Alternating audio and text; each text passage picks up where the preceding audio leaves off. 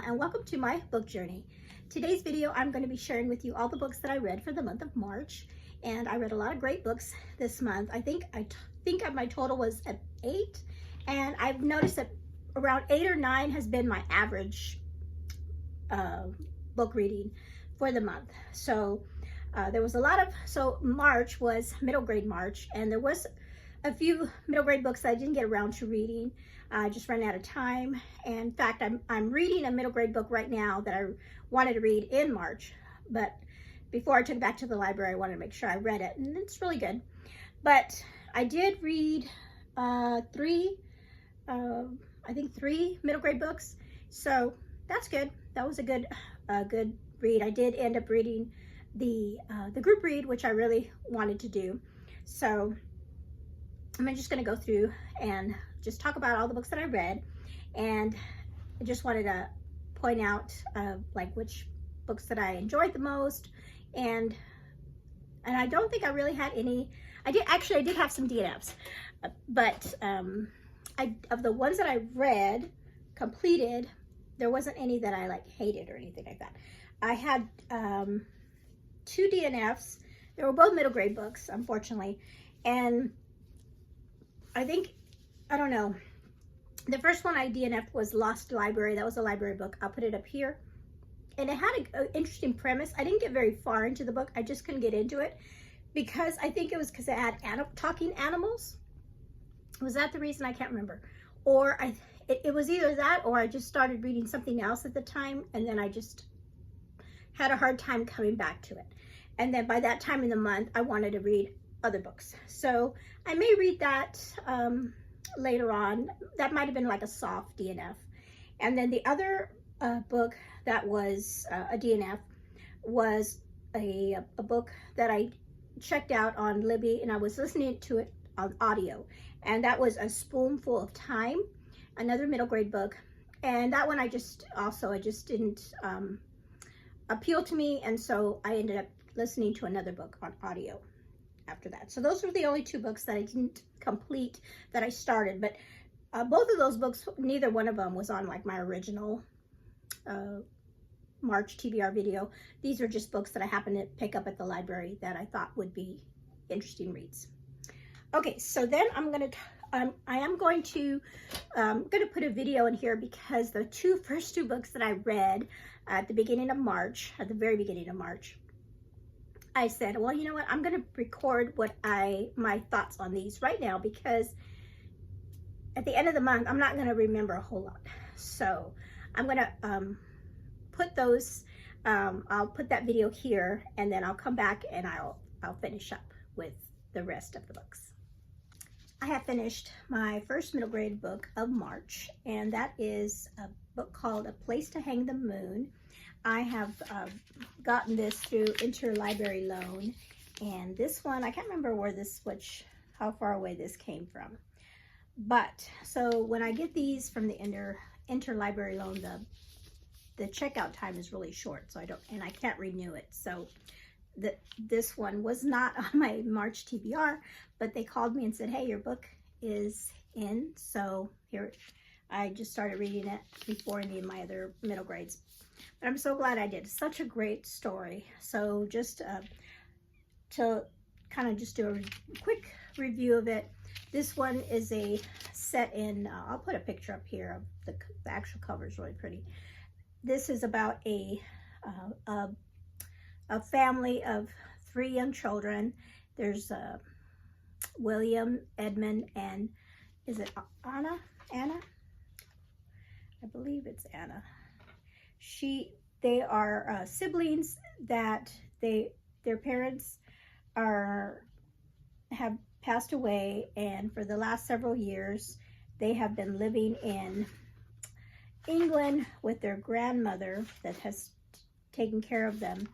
But now their grandmother has passed away, and they are all left alone. They have no guardian, because I keep trying to look to make sure I have the kids' names right. They have it is Anna. And so they don't have anybody to take care of them now that the grandmother has passed away. And oh, I forgot to mention, they are living in the time of World War II, when England is being invaded by Germany. And so it's also during the time when the Pied Piper, the Project Pied Piper, when all of the children from England are in London are sent to the countryside to protect them from possible bombing from Germany. So their attorney, and they are a wealthy family, or they were a wealthy family. Children are set to inherit a lot of money. So their attorney says, you know, we're sending the kids out, so why don't, while you're there living with whatever family they put you with, maybe these will be your family, and you will come to like them, and they will adopt you, and then you'll have a family. But he said, don't tell them that you are wealthy, because then they will want you just for your money, and that's it. And so they didn't know, you know, if they were going to be able to find a family that would love them. And so that was their story. They are sent to this town, and they're taken in by a family that already has 2 young boys, twins, that are horrible. And the mother really only wants Anna, but she reluctantly takes the boys too, because they don't want to be separated. And so they are staying with this family, and you know, it's not going too well, because these 2 boys are really like bullies to them. And so that's the story. They're in this town, and they are kind of like outsiders, along with all the other evacuees that are there. But on the back of their minds, they're thinking, you know, are we going to find a family? And they're not, and they're telling everybody that their grandmother is still alive, you know, that she's still alive in London, but she's, you know, she's not, she's passed away.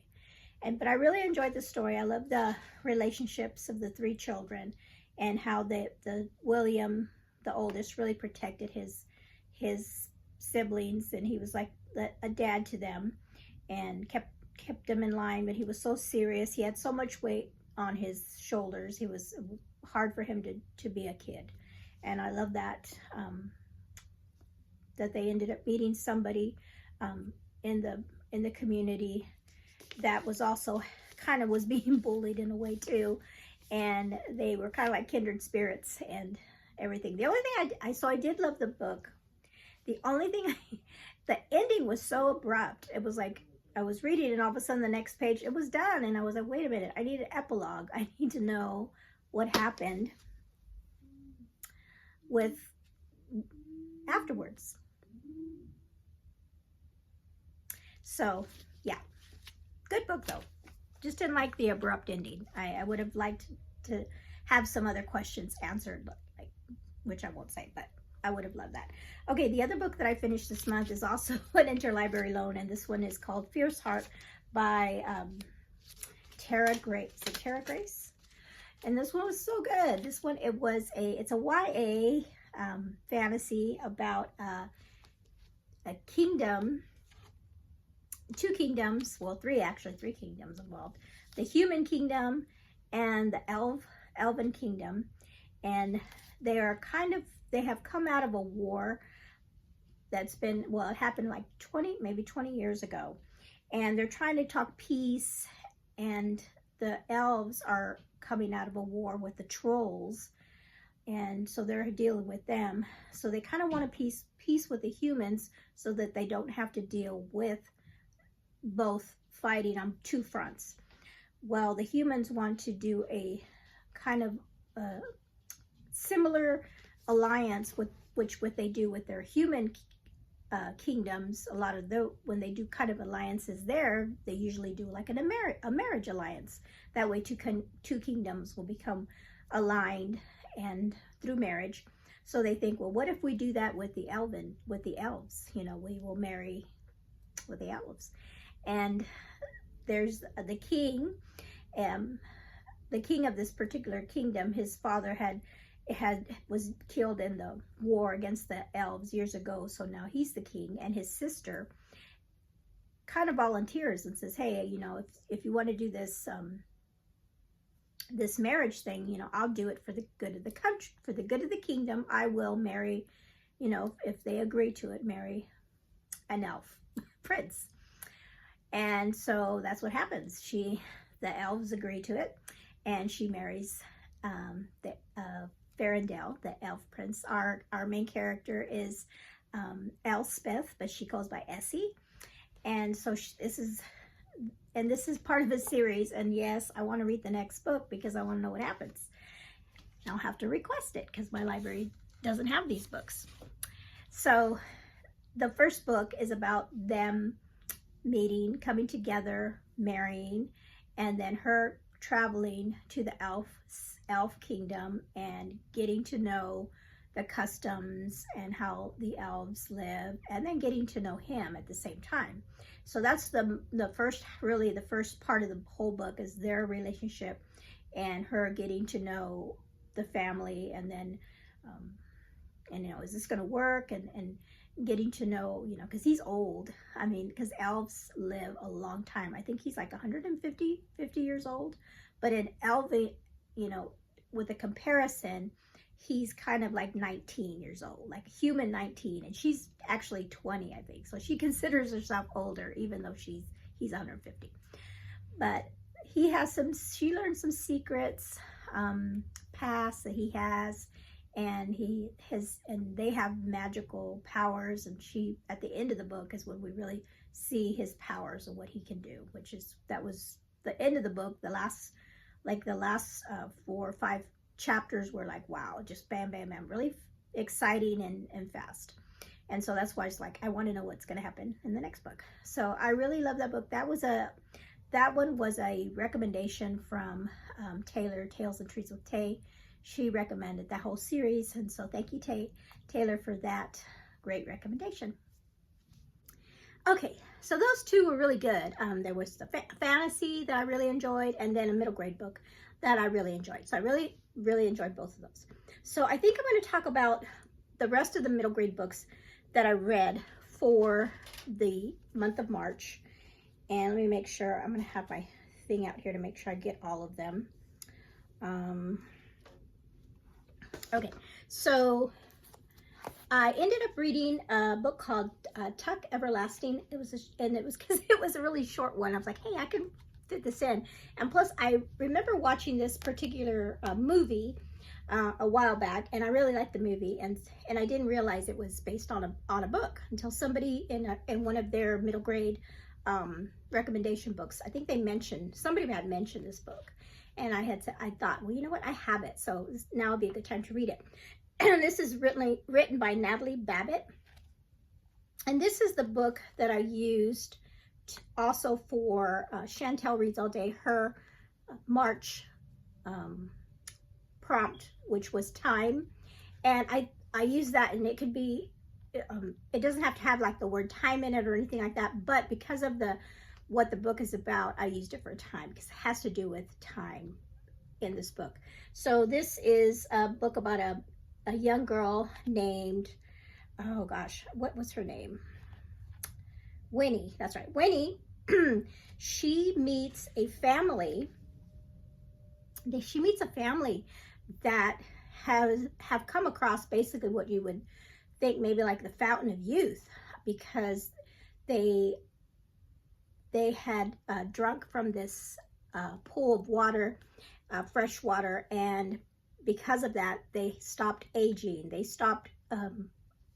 were like frozen in time, really, frozen in time. And they never grew old, and when they got hurt, or when they even, like this character, he fell off a tree and nothing happened. Didn't break any bones or anything, so it's like they were immortal almost.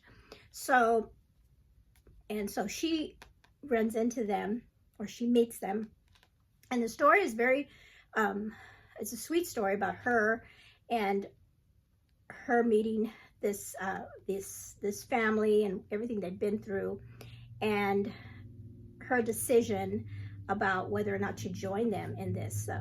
The boy tells her at one point in time, you know, that she could drink the water and be part of their family. Now the movie was very different because after I read the book, I did go and rewatched the movie, and it was, you know, it's always different when they change things around. So they had the same characters, but some things were different. But I really enjoyed the book. But I think I enjoyed the book because of the decisions that she made. I highlighted something here, so I have a look. I'm looking over and seeing what it was.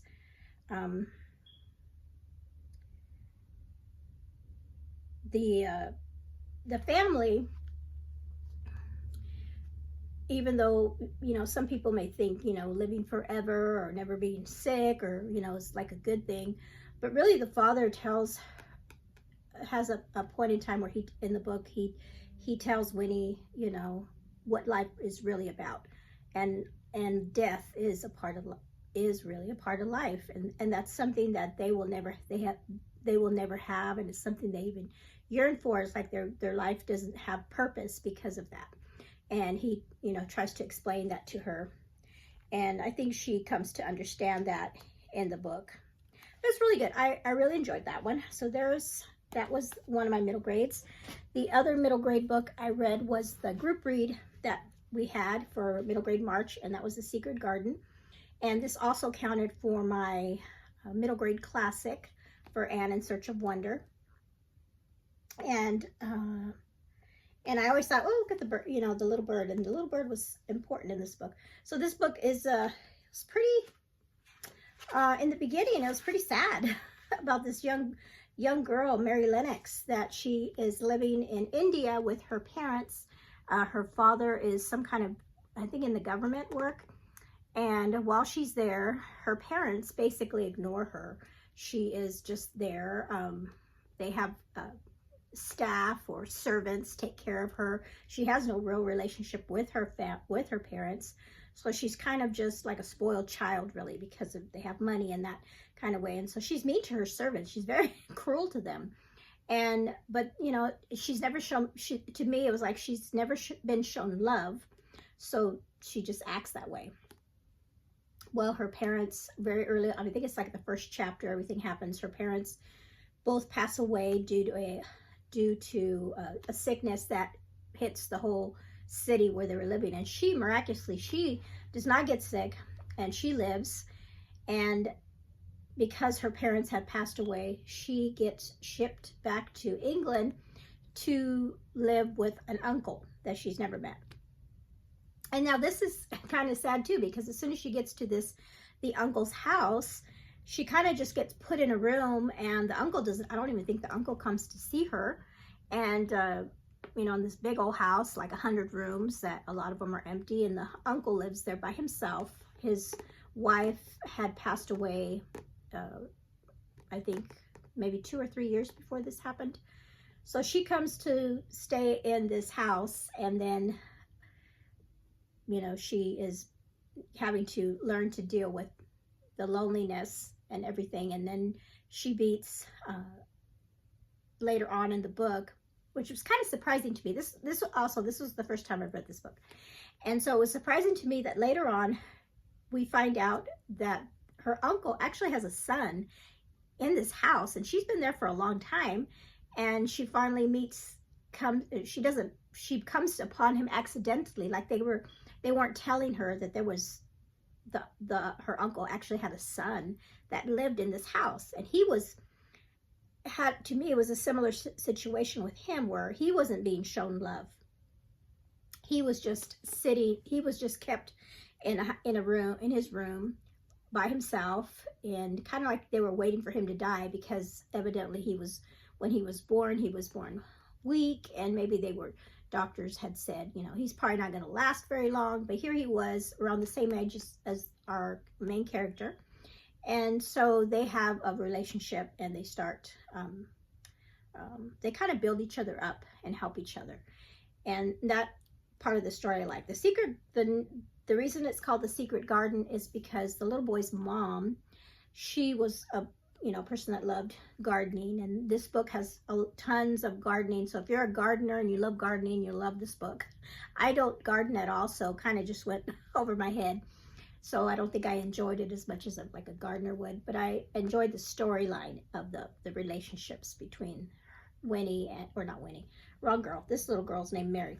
Mary and the and her, it turned out, I guess her cousin would be her cousin, the little boy that she, was it Colin? I think it was Colin was her cousin.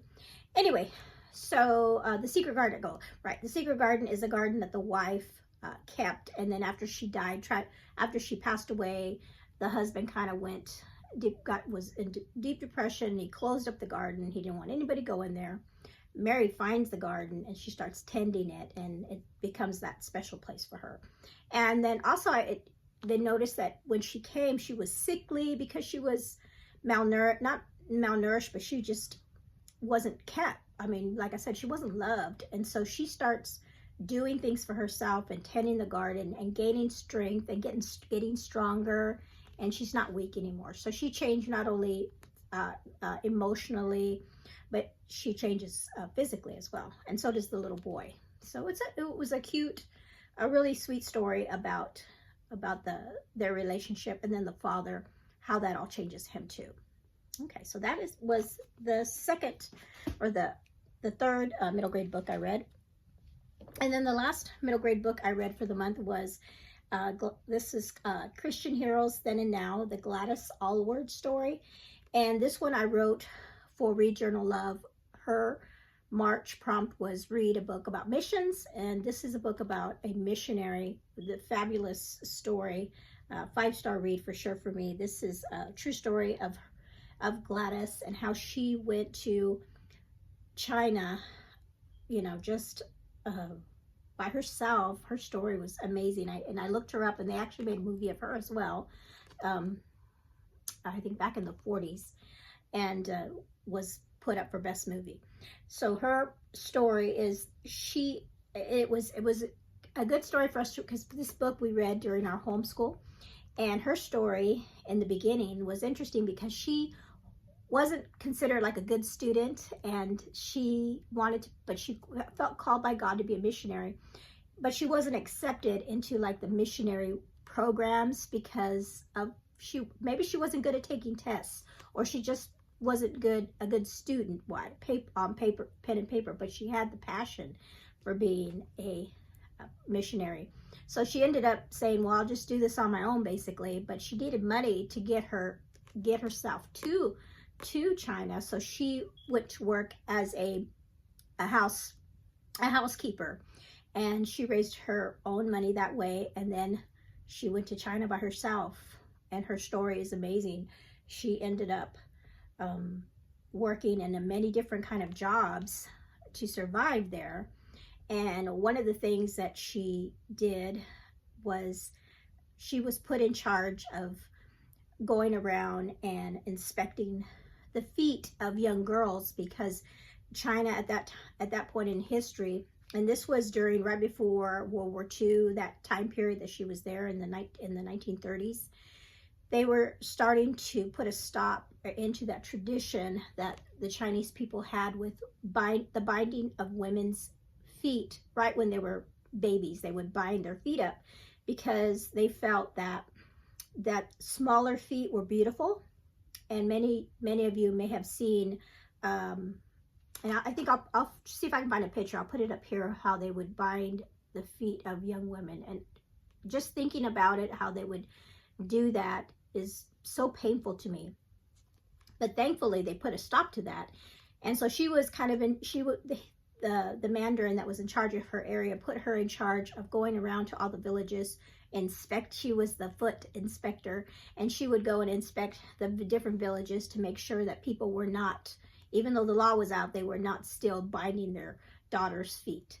And like the newborns and the baby girls were not being done. So, but not only that, she began adopting orphans, and at one point in her story, because the Japanese were invading China and dropping bombs on China, she had to get over 200 children out of this area to safety. Excuse me. So her story was amazing, And so I recommend, if not reading this book, you can read another book about her. And this is a middle grade book, and it was so good, so good. So there's that. Okay, so I'm going to go ahead and speed it up a little bit. So I'm going to talk about the 2 books that I read for my journey through time. So the first one was, I read Victoria, and I talked a little bit about this in a previous video, just that I had finished it at the beginning of the month, and I really enjoyed it. Was such a sweet story. I really loved it because of what Victoria was a young girl when she became queen. I think she was 18. And it was because none of her, the previous king, I think, had sons, but of the sons, only her father had an heir. Her other uncles didn't have any sons or daughters to take the throne. So she was like in the line. And so when her uncle died, she became queen. And she's just an innocent young 18-year-old girl that was put into that position, but she did it really well. She kind of had her mom and other people to help her, but at that time she's kind of stubborn. She's like, I want to do this, I want to rule on my own and do what I want to do, not poorly or anything, but she just wanted to do it on her own. She did have counsel by the prime minister, and that was a interesting relationship that she had with him. And then, so the book is not like her whole reign. It's just basically maybe the first year or so where she becomes queen and how she handles it. And then her uncle on her mother's brother, right away they're like, well, you need to have a husband. You're 18, you need to have a husband. Now he won't be king, he'll be the queen's consort, but he would be able to help her in her reign. And at first she doesn't want to get married so soon. She just wants to be queen. But it goes ahead and they call in her cousin, actually, Albert. And what I liked about that Albert was that he was her same age. And so she wasn't marrying like somebody older than her or anything like that, same age. And his character in the book I really enjoyed. And he was kind of, I don't know if I want to marry the queen, because, I'm just going to be, her queen's consort. It's not like I'm going to be king or anything. But they did fall in love, and I thought, did they really, I know this is a fictional book. I was like, did she really fall in love with him? Well, spoiler alert, after I read the book, I looked her up on Wikipedia, and I saw that her Prince Albert, because of course they end up getting married in the book at the end, or not at the end. She ends up proposing to him, because that's the way they did it. She would propose. So they ended up having 9 children. And that day and age, you would have many children, but maybe you would lose, not all of your children would live. All of her children lived and grew, they had to adulthood. They didn't perish or die of illness as children. And she had 9. But sadly, he passed away due to illness after I think they'd been married about 20 or so years. And I read that after that, she always wore black. It's like she was always in mourning after he passed, because, she loved him. They loved each other so much. And so that was sad to read about that. But so after I read the movie, I rented the movie, or not the movie, they did a miniseries. I think there's like 3 seasons, but my library only had season 1, which covered the book. The later seasons, I guess they just kept going. And so I would love to watch the other seasons. My library doesn't have the other seasons, so I'll have to keep an eye out for that. But we did watch season 1, and like I said, it was right with the book. In fact, the person that did the miniseries was Daisy Goodwin, the author of that book. So we really enjoyed it, and I liked the way they portrayed the relationship between Victoria and Albert. Okay, the other book I read for my journey through time was Rebecca, and this is by Daphne du Maurier, and this one was because it was published in the let me remind myself, I believe it's the 1930s. It was published in 1938. This book, it was really, at the beginning, it took a while before it got really interesting. I mean, the writing was really pretty, really beautiful, and everything, but I was like, well, what's going to happen in this book? And then when it finally kicked in really good, and you're like, oh, okay, you know, so it just took a while. And then I noticed that other people that have read this had similar things, that saying, you know, it took a while for the story to get good. But then after it got good, then you realize things that happened that you read in the past, like, oh, like she was setting things up, and you just didn't realize it until other things happened in the book. But basically, this is a woman that, it's kind of it is a love story in a way. This almost like a girl from the wrong side of the tracks marries a wealthy man, that kind of trope, I guess, and she falls in love with this man. And at first you don't know, as you're reading, does he really love her, or did he just marry her on a whim because he was lonely, because he lost his wife? And as I was reading the book later on in the book, I realized, oh, he married her only like 10 months after his first wife died. I thought it was a longer period of time. So, and then I started, well, does he really love her, you know? But then you find out later, you know, at the end of the book, what his feelings are. But the Rebecca character is his ex-wife, not his ex-wife, his wife that was, she had gone out sailing on her boat. That's what she did, and she drowned. Some, you know, storm came up, and then she drowned. And so he was very, you know, off to himself and lonely, and that's what people said about him, because he loved his wife so much that he was brokenhearted and everything. And then he met our character, who they never say her name in the book, and she is not of his societal level. She's just a regular everyday person, but he seems to enjoy her company, and he asks her to marry him, takes her back to his big place, his big home, kind of like a Downton Abbey kind of place, big place with a lot of rooms. And so she's overwhelmed, and the whole time in this book, her character, the new wife, is obsessed with Rebecca, that she can't be as good as Rebecca, because all she ever hears is how wonderful Rebecca was, how beautiful she was, how she was an entertainer, she always had these big parties, and she just doesn't feel like she is good enough.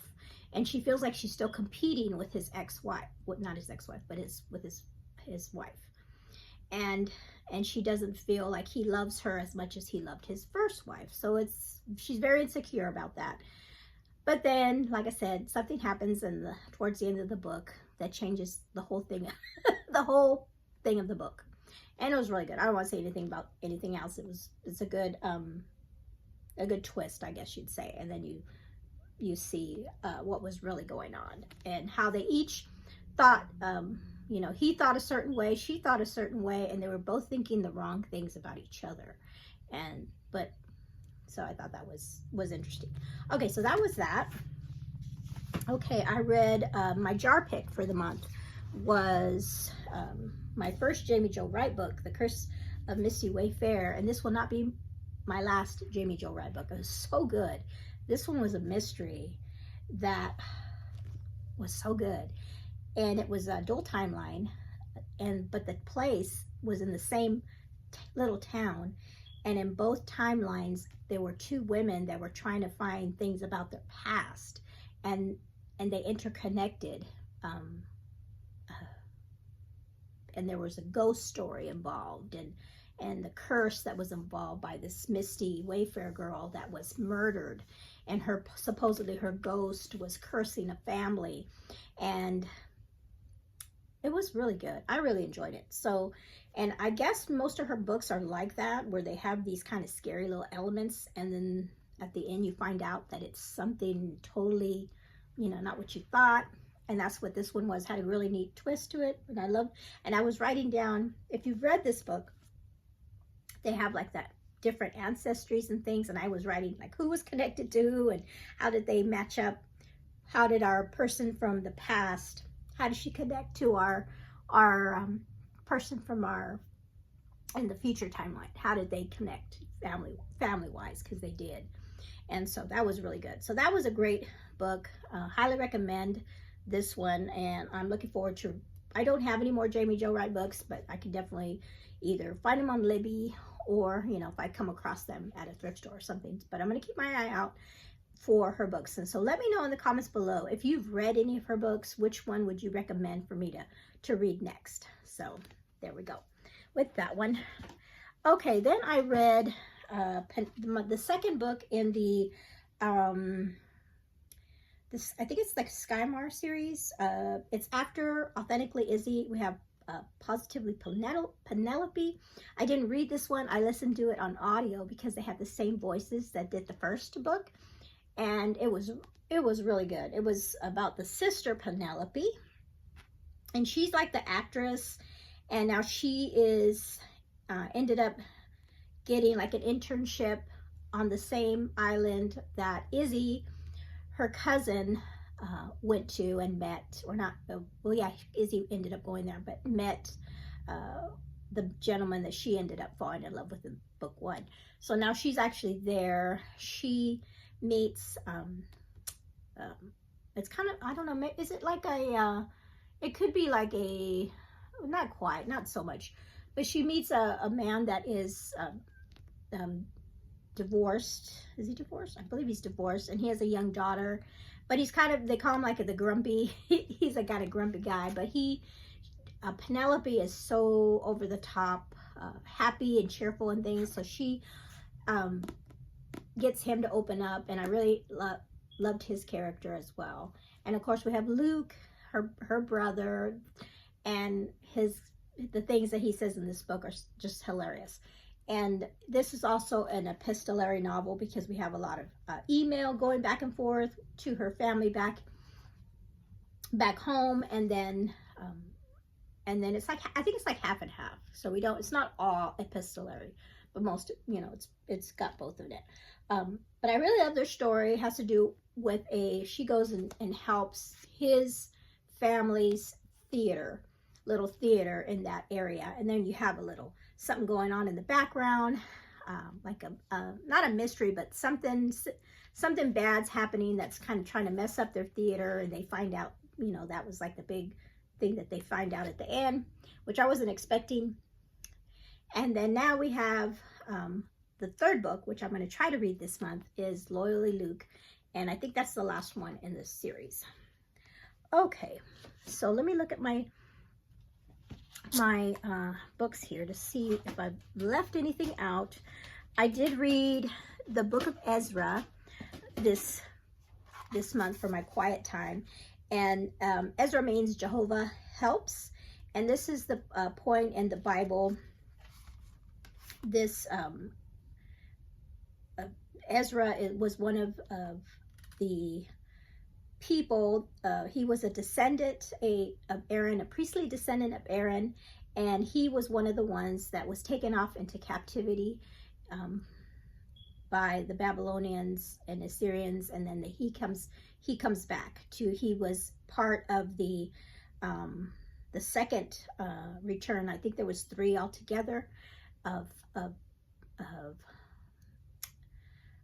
Israelites that came, the Jewish people that came back into their land after being in captivity for over 70 years.